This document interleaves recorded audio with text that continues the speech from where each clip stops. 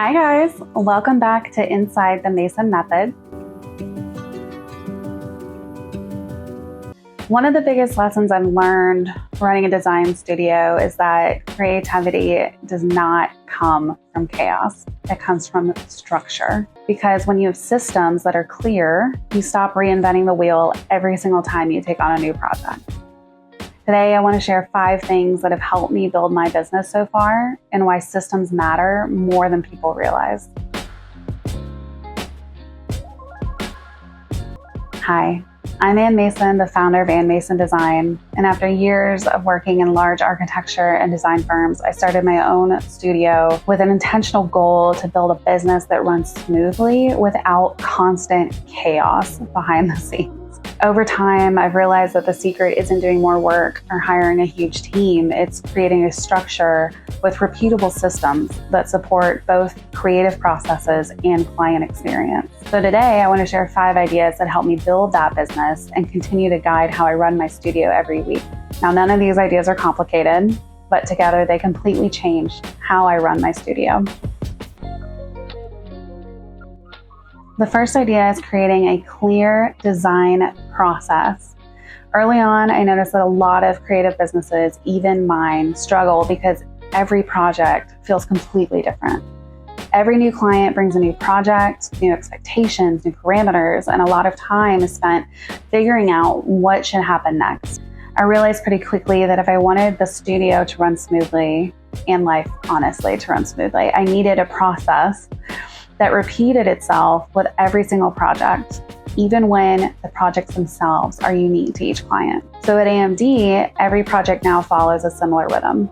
We have discovery and vision, then we do design development, construction documentation, construction administration, and then on some projects we do have furniture, installation, styling, and all that. But having that structure in place means that we're not constantly reinventing how a project works. Instead, I can focus more energy on the creative side of the projects and really elevate the design that I'm bringing to my clients. Creativity actually thrives inside structure, and that's something that I've seen prove itself over and over again now that I have these systems. Once your process is clear and defined, the next thing that becomes really important is building systems that support that process. Now, the second idea is something that completely changed how I approach running a business and then also my life, truly. Systems are more powerful than hustle. Now, when you're first starting out, it's easy to think that success comes from working harder or longer hours. But what I've learned over the last 2 years is that the real key is to creating those repeatable systems and processes. Anytime I've noticed myself doing the same task more than once, whether it was writing a proposal, a welcome email, preparing a presentation, organizing project files, I turn it into a template or system. Over time, those systems start to add up. They make our business more organized, they make projects run smoothly, they make life run smoothly, and they free up time for me to actually focus on the design and the creativity. And it's one of the biggest reasons how a studio can stay lean while still managing multiple complex projects. And this methodology actually came from one of my favorite books, which is The E-Myth Revisited by Michael Gerber.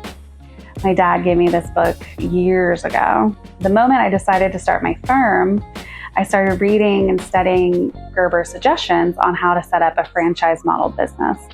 Now, a franchise business is not something you would typically apply to an interior design studio. However, it's a system that is structured, repeatable, independent, and eventually allows you to be an owner who just collects a check instead of working nonstop for the rest of your life. I highly recommend any business owner to read the E-Myth and truly listen what Gerber has to say about specifically systems and productivity. It has truly changed my life in the most meaningful way.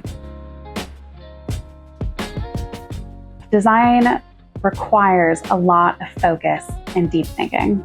It's not something that happens in between 5-minute gaps between meetings and showroom tours and site visits. So one of the things I've become very intentional about is protecting time for that creative work. So for example, I try to structure my week so that certain days are dedicated to admin, social media, project organization, and then other days are reserved for client meetings.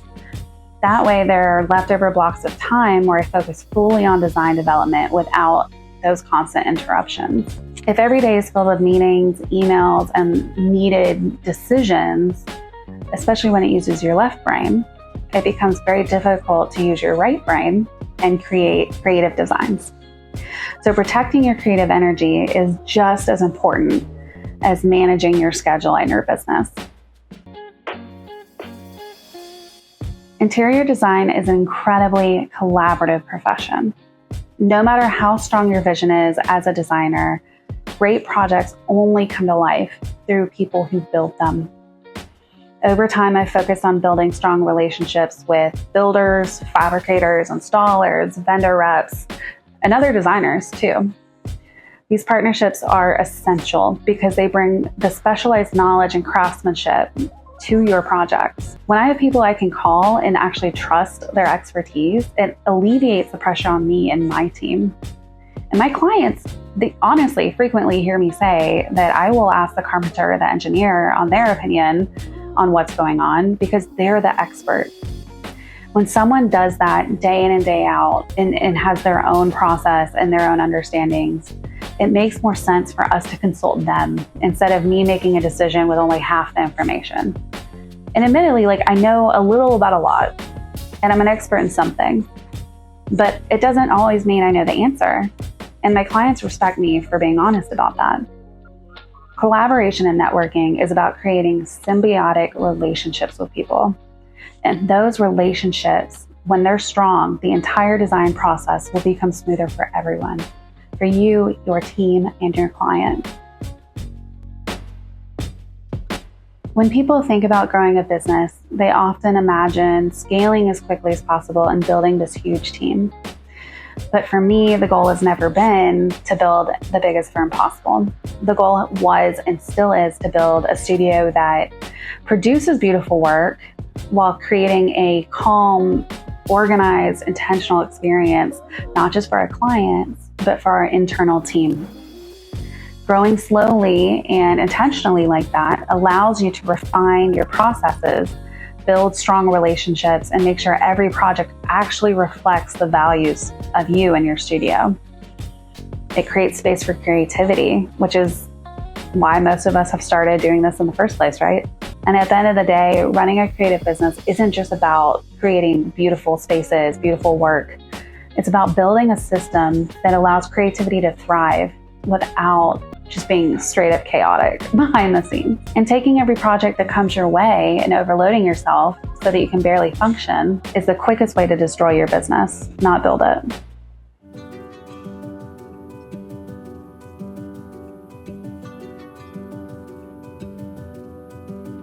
These 5 lessons are the things that have helped shape how I've built and run my design studio so far.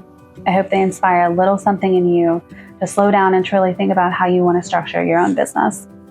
And if you're interested in seeing more behind the scenes of how I run my studio, I share that here on my YouTube channel. So make sure to like this video and subscribe to follow along. I hope to see you in my next video. Bye guys.